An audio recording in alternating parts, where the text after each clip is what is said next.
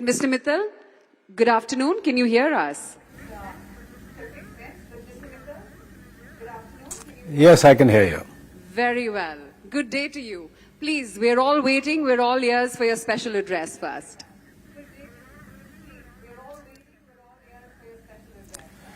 Well, thank you very much. At the outset, let me apologize for not being there in person, but I'm delighted nevertheless to connect on this very important occasion over a video call. I've been asked to speak 8 to 10 minutes on the Great Indian Democratic Dividend before we get on to our five-sat and discuss Digital India. So let me, in these few minutes, give my own views about how India has gained tremendously from being a democracy as we enter into our 75th year of being a very proud democratic nation. For many years as we grew up, I think most of you and I as well heard about why India's reforms, India's growth has been held back on account of being a democracy. Much doubted, slowdown of movement forward in our growth categories in various sectors of economy were directed towards the parliament process, federalism, welfarism, and of course the very frequent elections. I would like to lay to rest some of these doubters about democracies not being able to deliver. It was also mentioned that India is a very large country and democracies really work in much smaller and affluent countries in the West or in countries like Singapore. The fact is, nothing can be far from truth. Today, when the world faces is a very deep divide, deglobalization, one thing that is holding India in a very different league is our democracy. Nation states are wanting to move their global supply chains and global value chains to trusted nations, to trusted partners. And is it therefore any doubt that India's kitty of foreign exchange reserves is swelling up, notwithstanding the recent dip, and heading towards the $1 trillion mark? Is it any surprise that India's FDI continues to surge year after year? What does this all suggest? It very strongly suggests that the world is gravitating towards nations which are open, which have institutionalized processes to deal with investments, and importantly, a country which values democratic system. India chose to be a democracy at the turn of our independence. We learnt it from the British, who are the so-called mother of democracy, and we, to my mind, did extremely well to now come into a 75th year after 17 vibrant and sometimes very noisy elections. What has India gained from this democracy? Look at the economic indicators. Look at the numbers that we are all witnessing. Growth rates are one of the highest in the world. We are moving on all aspects of our economy, be that infrastructure, manufacturing, service industry, and all indicators suggest that when world slows down, as we are seeing some of that happening, India will continue to surge ahead. Country after country are engaging with India, whether it's at the political level or at the economic level. We have the British Prime Minister here in India today, saluting the largest democracy in the world. The US engagement with India has gone up, including India's participation in the very important Quad alliance, and that also clearly gives us an indication as to why India remains one of the most important nations in the world, because it's a democracy. In my own opinion, some nations which picked up democracy and gave up in between or had flirtation with democracy from time to time, like our neighbors on the western side, have suffered immensely by not continuing the path of democracy. India nourished its democracy. We moved our voting share of the populace from 45% at the time of independence to now 67%, which is higher than the US at 62% and UK at 66%, making it truly a very participative democracy. Our people decide who will govern them, who will take the country forward. Election after election, we see this happening.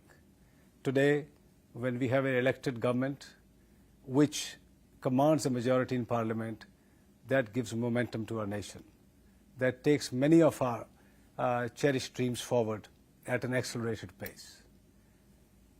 I would also like to point out that across the globe, MNCs choose leaders from countries that have cherished democratic values. Is it therefore any wonder that 10 of our Fortune 500 companies today are led by an Indian? Do you really see even one Chinese heading an MNC today? There is none.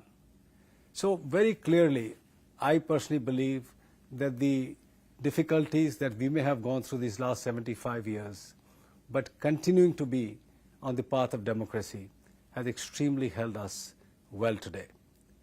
In my own opinion, going forward, the world will choose India over other large countries which don't follow democratic systems.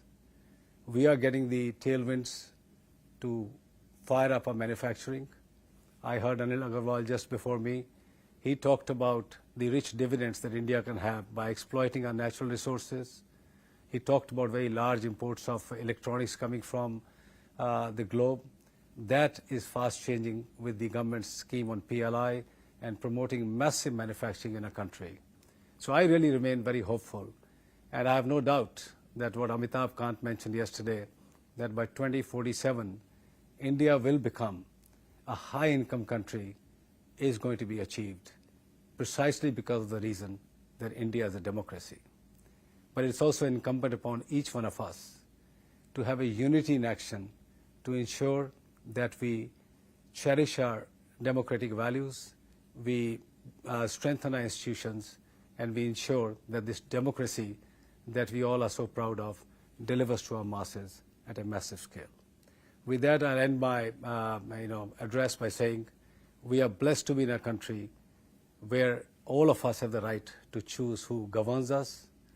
We are very fortunate that this democracy has actually strengthened over the last 75 years and is on the course to be, to my mind, a world example of being the best democracy.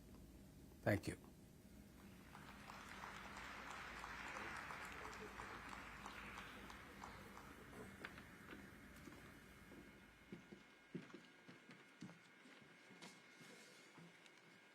Thank you so much, Mr. Mittal.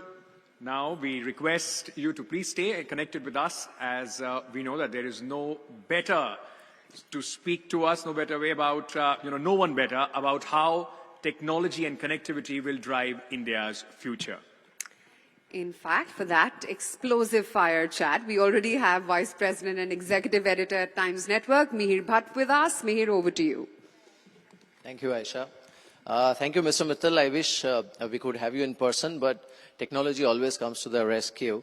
So I'm very glad that at least you could join us remotely, and we understand you had some last-minute urgent situation or engagement.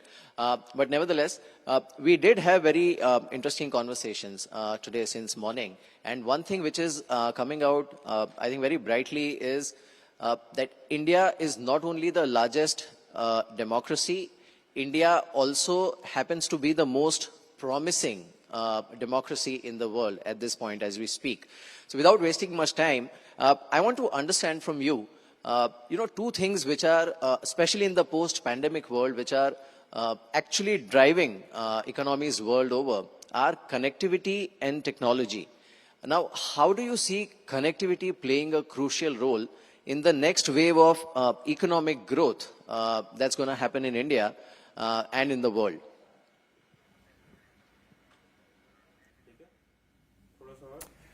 Well, I think you rightly pointed out, connectivity is going to be the fundamental factor on which the globe is going to drive itself in the new digital age. the entire focus of the leading economies of the world on the 4.0 is going to be completely predicated on how well the world is connected. As we now move into the era of 5G, where high-speed connectivity along with low latency and importantly the capability to slice and dice the network for each individual needs is going to make a complete shift in the way the nation states, the economies, industries, and the people who are living in that operate. A robotic surgery will need a very different kind of connectivity and latency as compared to a normal video chat. A drone management system, an autonomous car which has to stop at the blip of a second will all need this high-speed connectivity. And therefore, to my mind, nations which are putting policies and frameworks to take care of the digital connectivity will immensely gain in their growth factors. And I would say that is one reason why we are now very excited about what is being done in India. Our Prime Minister understood the benefit of connectivity, not only as the Prime Minister, but even before that as the Chief Minister of Gujarat. And therefore, to my mind, we do have a very serious advantage over many other countries of reaping very, very rich dividends through our digital connectivity. Right.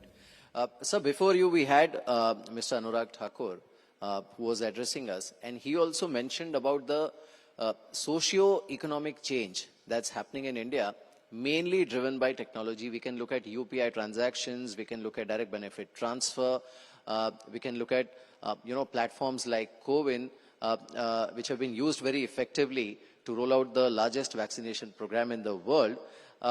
In the future, how this technology is going to further fuel the socio-economic rise of Indian economy?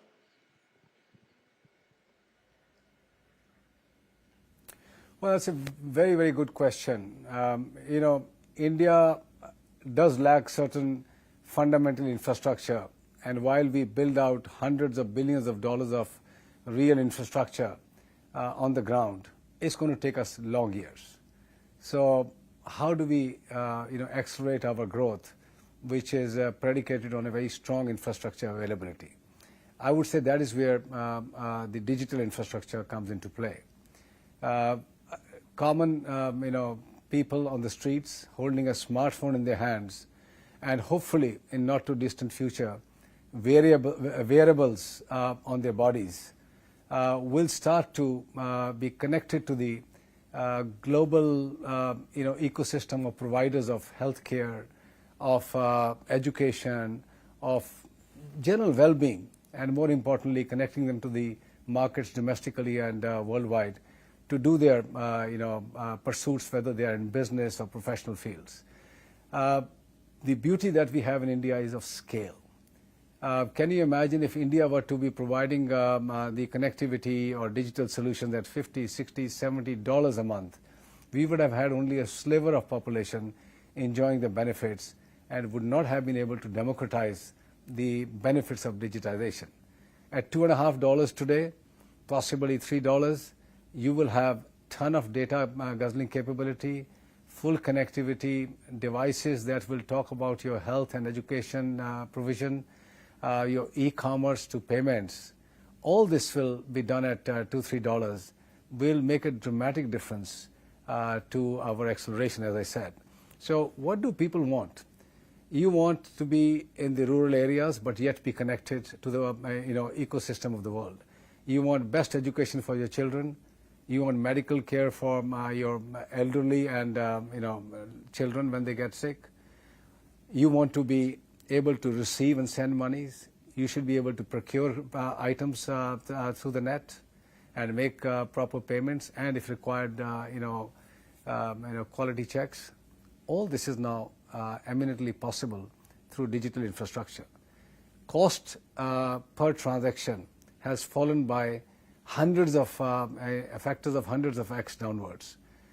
What does this all mean? With your limited amounts of money that we have as a mid-income country, you will be able to access and benefit from all variety of services that one is expected to get for affluent, rich people in the urban centers. I think that, to my mind, is the dramatic change that we'll see because of the support of digital infrastructure in our country.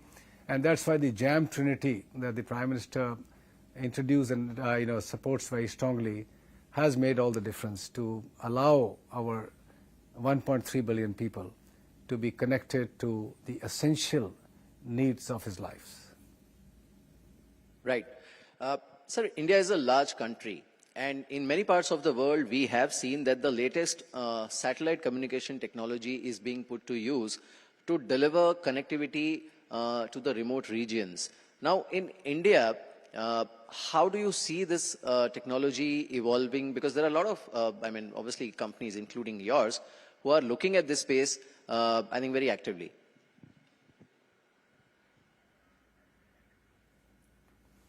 Yeah, the holy grail for my industry over the last 3-4 decades has been to connect every individual on earth.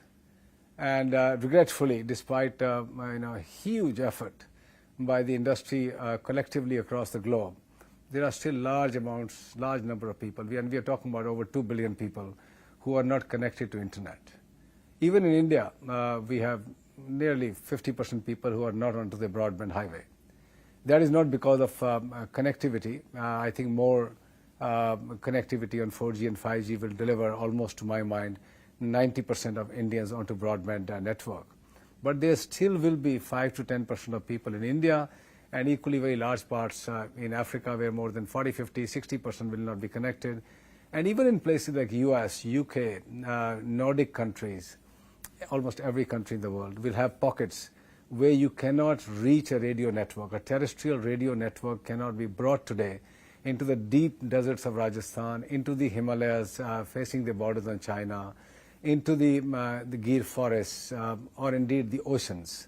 And of course, while you are flying between Delhi and Bombay, to be staying connected on high-speed systems is not possible by terrestrial networks, much less fiber connectivity, which is still far and about between urban centers and rural areas. So how do you reach these people? Do you want to leave them behind as the world moves forward? That is not acceptable, and that's not sustainable for any nation. So the only way to provide connectivity into these areas is through satellite. And the current geosynchronous satellite systems, the geosystems, are too far. At nearly 36,000 to 40,000 kilometers, they do serve the broadcasting need, they do serve the slow, snail-paced broadband, but they are not in a position to serve high-speed broadband connectivity, which is required for today's smartphones and the needs of people. And that is where a LEO constellation can do the job. Why I say this with a great deal of confidence now is at 50-degree parallel, which is any place above 50 degrees on the globe, is already connected on OneWeb satellites. Services are in play in Alaska and Canada just now, and the results are absolutely amazing. I mean, the high speed, the low latency, people who are using those terminals in their hamlets, villages, far-flung areas are connected as you and I are connected in cities. So satellites will become one more medium to really achieve the same objective that I just spoke about earlier of connecting people to the global digital ecosystem. So the digital part of economy in India has been growing at a clipping pace, and it's almost touching $1 trillion within a $3 trillion economy that India is. Going forward, can we expect a much higher contribution from the digital ecosystem or the digital economy in the overall GDP growth in India, or is it going to be sectoral like we saw in the post-pandemic world, where certain sectors directly benefited, be it entertainment, education, healthcare, where technology was deployed or put to use?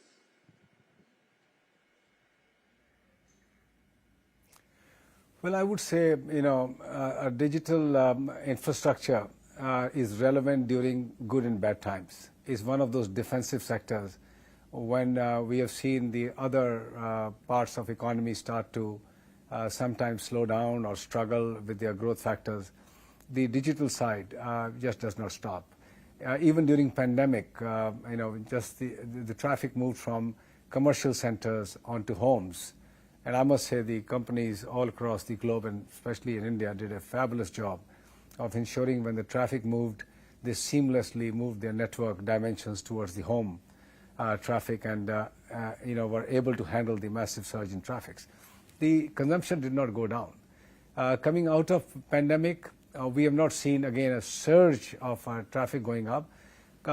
It's got more rebalanced again into commercial and domestic centers, but the overall consumption pattern keeps on going up. So I would say digital infrastructure is really just starting in some sense. There is so many new use cases that are going to come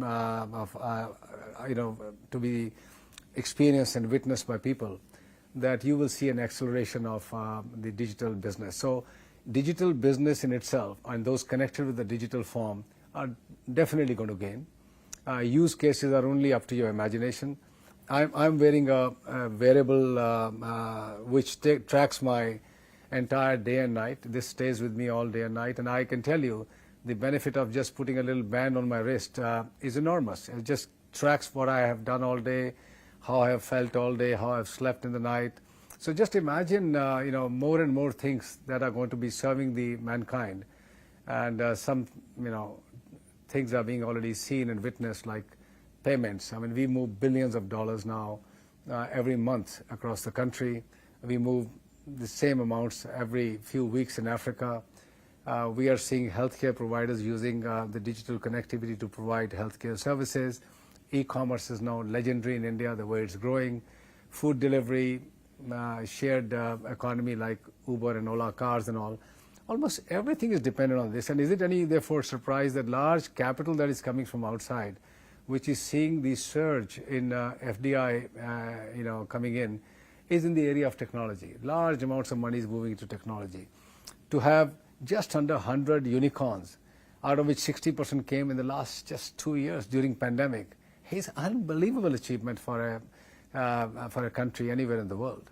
So I remain very, very optimistic about the potential of digital India and all those players who are going to be participating in the digital ecosystem. But do keep in mind, as we go forward now into the era of 5G, when Industrial 4.0 comes into being, the automobile manufacturers, the pharmaceutical companies, almost every part of our ecosystem, hospitals, will start to benefit from a digital economy, become more efficient, more profitable, and able to service customers at lowest cost. Right. So can we say that 5G, when it rolls out completely, it's going to be a complete game changer, because we are already hearing a lot of new words and new technologies, be it metaverse, Web 3.0, wearables, all this basically circles back to 5G. So, I mean, what is your vision or your understanding of the 5G ecosystem or an economy which is powered by 5G network?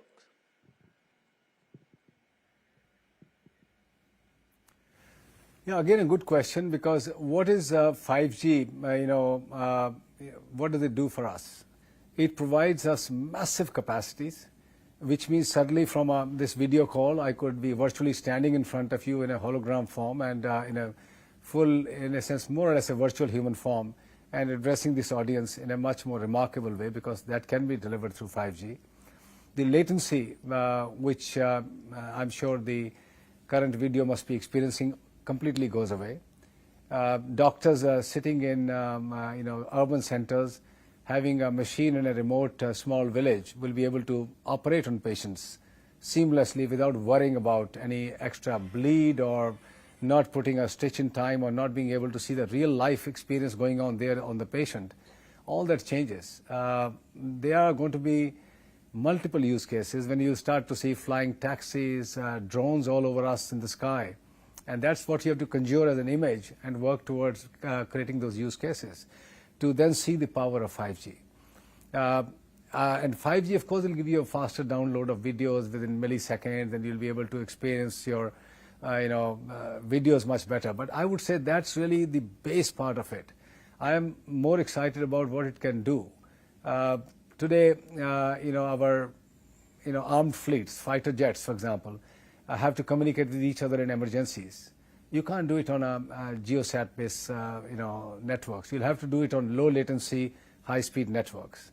So there are going to be massive opportunities which will be developed by our, friends in the digital ecosystem. How they use this high-speed, low latency will be up to their imagination. We are seeing some early experiments in the Western world, in Korea, in Japan, in Germany, where industrial undertakings are now putting together captive networks in cooperation and collaboration with telecom companies, and they are enhancing their productivity, they are enhancing their quality of their product, and importantly, reducing their price to the customer dramatically. So I would say 5G is important, and that's why we keep on requesting the government to make the 5G as a enabler for 100 other things that will develop in the country, to keep the spectrum at affordable pricing, to not load the industry too much, because it's a very highly capital intensive industry.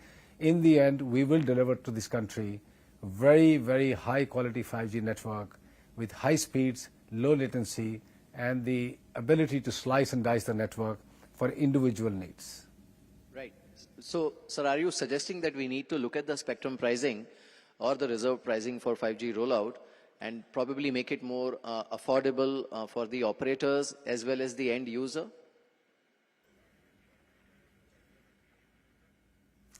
No, absolutely. Let's put that money into more rollouts. Let's put more, faster radio networks, cover more cities in the shortest possible time frame, rather than getting burdened by the spectrum, costs, and then slowly rolling out our networks. I would say the multiplier impact that a faster, high-speed, low-latency network can have for the country is many times more than what can be achieved by picking up some money up front. Right. The second part of my question is basically about the regulatory framework, because we have seen as the technology is evolving, it is also becoming more complex. We have seen that, especially in the way crypto has evolved in many parts of the world, including India. The governments are still grappling with the concept of digital currency while they are working on it. Some countries have even banned instruments like crypto. Now, fundamentally, the issue is of the regulatory framework. Now, what is your, suggestion, advice, or what is your idea in terms of how India needs to kind of install a solid regulatory framework in place which enables the technological evolution, but at the same time has enough safeguards in place?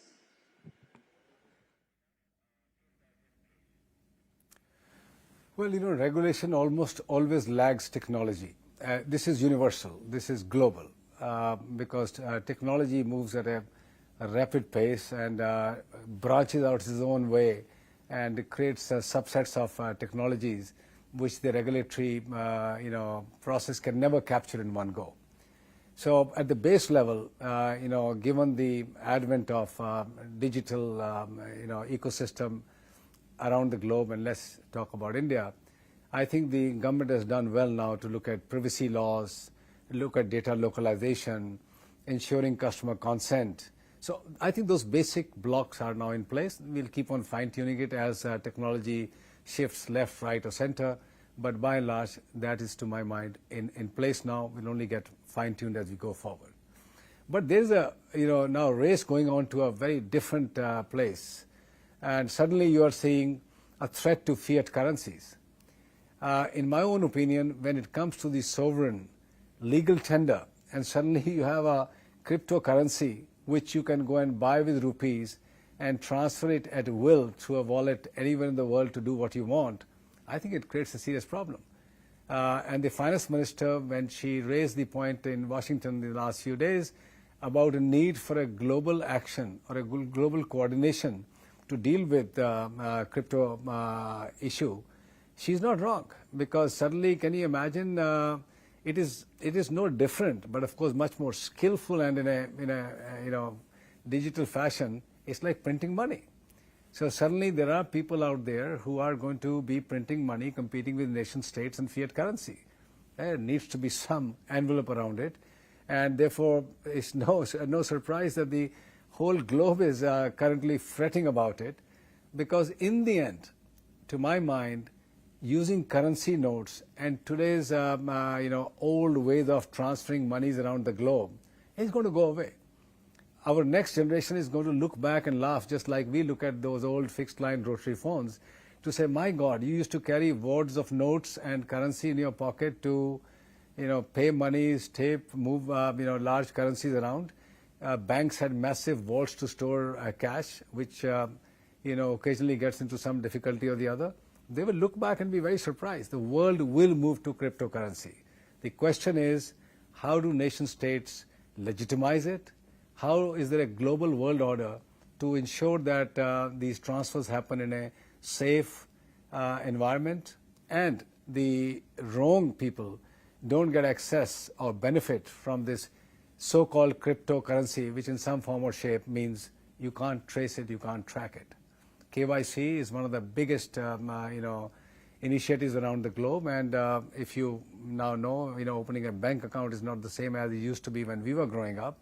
I would say when you go into these crypto wallets now, as you move forward into a new digital age of currency, the regulation will have to catch up. And I know that there's a feverish work going on in RBI, in governments, with the Fed and FSA in the US, in the UK, to put their arms around this cryptocurrency. Right now, it is partially understood, but in a very large part not understood. And that is, to my mind, a fear that there may be some very hard actions by the nation states to start to make it not legal going forward, and that needs to be protected. It's a fine technology. It needs to be protected, put to the use of mankind, so they can be safe, very easily traceable type of ecosystem of money. But for that, the governments need to catch up. I hope they can invite the experts from the world to put together regulation which can give them enough comfort to let this animal loose for the benefit of society. That's very interesting. Okay, my last question to you. Obviously, we are celebrating 75th year of independence and heading towards India at 100. And we have been talking about different milestones, the $5 trillion mark, $10 trillion mark. Fundamentally, the next wave of growth will take a lot of innovation. And by that standard, if I have to ask you as an entrepreneur, what will it take for India to produce, let's say, next Apple or Google or companies of that scale and size? What will it take?